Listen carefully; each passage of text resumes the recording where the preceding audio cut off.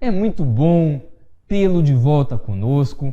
Hoje o nosso tema está imperdível. Em nosso encontro hoje, nós vamos tratar de algo fundamental na sua vida, fundamental na vida de todos nós, que é o dano material e o dano moral. Todas as vezes que se busca algo no Poder Judiciário, você pode ter certeza, existe um interesse econômico por trás disso. Muito raramente, repito, muito raramente você verá uma ação, salvo nas declaratórias puras, mas ainda assim, nas declaratórias puras, pode ser que eventualmente, num segundo momento, existirá um interesse econômico.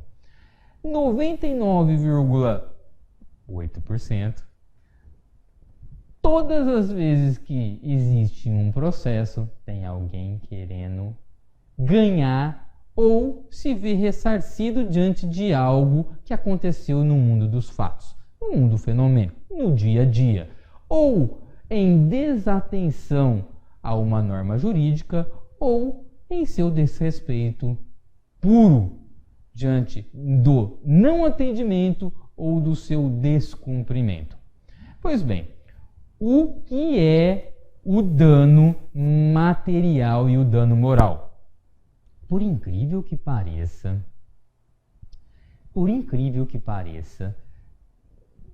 80 a 90% das ações, elas se resumem num único dispositivo, que é o artigo 186, que diz basicamente que aquele que por ação, omissão, negligência, imprudência ou imperícia, lembra da nossa aula de culpa, não posso repetir, peço para que você dê uma olhada ainda aqui rápida quando nós tratamos do dolo e da culpa, violar direito ou causar prejuízo a outrem, é isso? Ou violar dano a outrem, ainda que exclusivamente moral, comete ato ilícito.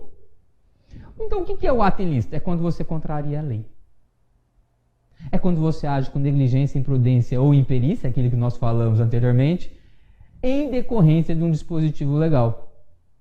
Então, ele comete ato ilícito. E o ato ilícito, ele é reparável. Toda vez que você comete um ato ilícito, algo que vai em desacordo com a lei, você fica obrigado a reparar o dano, ainda exclusivamente moral. A gente vai tratar do dano moral agora, mas antes disso, a gente precisa falar o que é dano material. O dano material é tudo aquilo que você pode contabilizar. Vamos voltar ao exemplo do carro, já que a gente começou a falar de carro, vamos continuar com o carro. Suponhamos que há uma batida de trânsito e que, em decorrência desta colisão, desse abarroamento, existe uma diferença aí, depois a gente fala, existiam danos no veículo. Então, o que aconteceu? Estragou a roda, estragou a pintura, estragou o pneu. Então, quanto custa para que você retorne aquele veículo, olha que bonito, no status quo antes, no status anterior? O pneu custa X, a pintura custa Y, o banco, tudo tem um valor. Não vamos aqui nos debruçar sobre o aspecto de qual é esse valor e quem seria credenciado ou não. Isso aí a gente vai deixar para um segundo momento. Eu quero que você entenda o que é dano material. Dano material é tudo aquilo que você pode voltar no estado anterior. Então existe um preço. Mas o carro passou a ser batido. Passou a ser um carro que não é original. Isso aí, existe um nome no direito que chama-se danos emergentes. Quanto que vale hoje um carro novo, entre aspas, não novo, mas que não foi batido, e a depreciação por esse carro estar batido? Existe aí uma depreciação. Quanto que isso se contabiliza? Tem valor fácil de se chegar. O que é lucros cessantes? Lucros cessantes é aquilo que você deixa de ganhar em decorrência daquele ato ilícito. Exemplo, um taxista, eu bati num taxista, o taxista ficou 10 dias sem poder trabalhar. Quanto que é a diária dele? Quanto que ele deixou de ganhar? Isso é dano material. Então você conseguiu já compreender que dano material se contabiliza, ainda que buscando outros parâmetros para se chegar numa reparação, para se chegar em algo que se compense e se traga um estado de igualdade em uma situação anterior, seja a depreciação, seja comprando algo que vai substituir aquela peça. Só que, presta atenção, todo dano material, presta atenção nisso, todo dano material, ele precisa ser demonstrado contabilmente. Assim, quanto custa a roda? A roda, eu preciso mostrar para o juiz que a roda custa X. Tá lá, uma roda nova, X valor. Uma pintura, X valor. X dias deixados de trabalhar, X valor. Então, precisa ter um valor econômico isso. Agora, qual que é a grande diferença do dano material para o dano moral? O dano moral, diferentemente do dano material, ele busca uma compensação por uma situação vivenciada, uma compensação por uma situação que não tem como se retornar ao status anterior. Sim, exemplifico. Nada adianta eu lançar o seu nome em praça pública dizendo fulano de tal tem um comportamento homossexual e levo essa informação diante de um número ilimitado de pessoas, seja numa praça pública, enfim. Não tem como eu retornar, não tem como voltar. Falar, gente, vamos se reunir, todas as pessoas aqui novamente. Eu estava brincando, sabia? Era brincadeira. Eu não quis dizer isso. Não tem como. Existe apenas uma maneira de amenizar aquele sentimento de perda, da dor sofrida.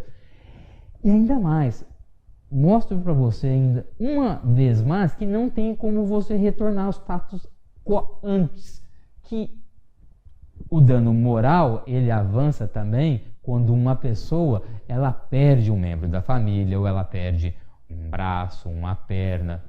Como você colocar uma outra perna? A única maneira de se ver compensado, amenizado, é monetariamente. A gente já falou, quando você busca o Poder Judiciário, você busca, faz-me rir.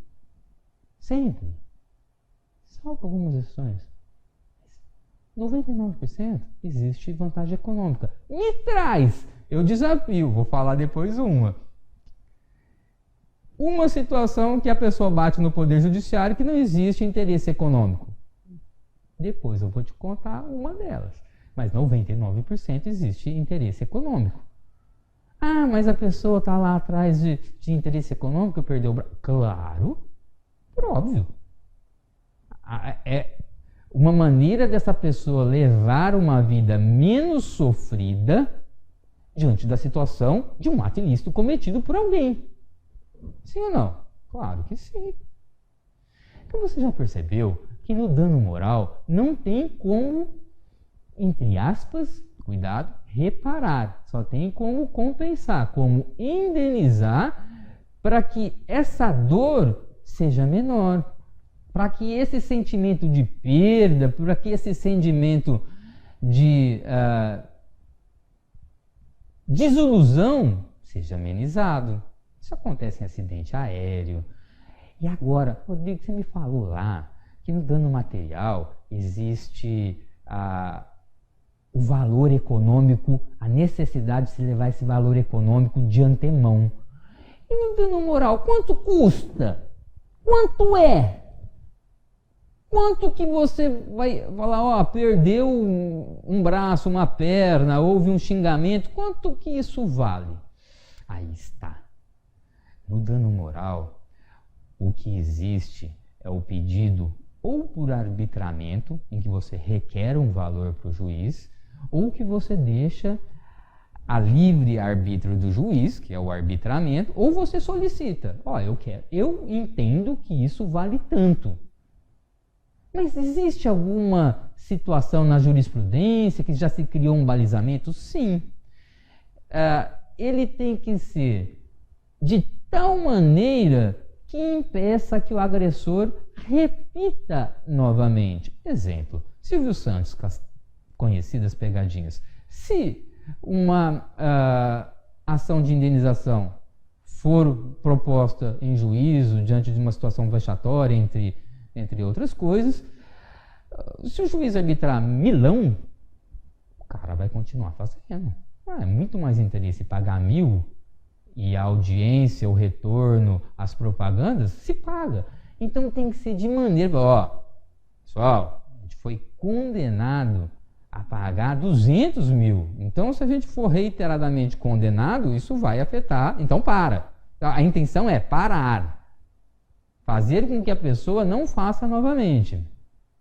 Esse é o grande entendimento. Só que, de outro lado, olha como é que a jurisprudência ela vai caminhando nesse sentido. Ela visualiza a intensidade desse dano, desse sofrimento, a duração desse dano e sofrimento. Ela visualiza também, olha que interessante, que a pessoa que sofreu esse dano não fique rico de uma maneira que lhe cause a ociosidade, como se fosse acertei na Mega Sena, fui alvo de um ato ilícito e diante dessa ação que eu propus, eu nada mais faço hoje. Não é essa a intenção. Então visualiza sim a outra parte que sofreu o dano, para que ela também não caminhe para o parasitismo, para a ociosidade. Nós temos alguns parâmetros, entre outros, que oportunamente eu vou deixar para você no nosso material, para que você depois analise com mais calma. O interessante aqui é fazer essa distinção entre o dano material, entre o dano moral e os critérios que existem em cada um deles. Você, tendo esse conhecimento, já é um diferencial. Eu tenho certeza que essas informações elas vão agregar em muito no seu conhecimento, seja no seu conhecimento acadêmico, seja você que ainda que não estude o direito, mas que busca compreender alguns institutos, essa diferenciação ela vai ser de suma importância. Conte comigo, eu sou o Rodrigo, do Garcia Advocacia, e até o nosso próximo encontro. Muito obrigado.